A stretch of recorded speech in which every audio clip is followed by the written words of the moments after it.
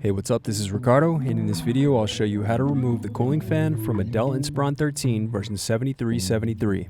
If you're looking for parts for this laptop, go to our website and use this coupon for a 5% off discount.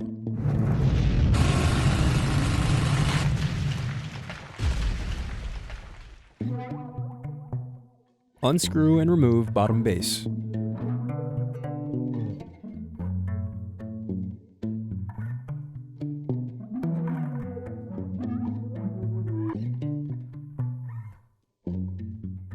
Now unscrew and disconnect battery.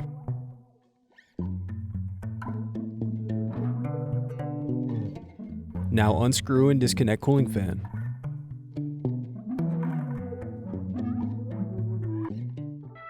Thanks for watching.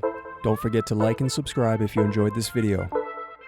And if you need more, check out this playlist to watch other tutorials for your laptop. You can also click here to find parts for your laptop at partspeople.com.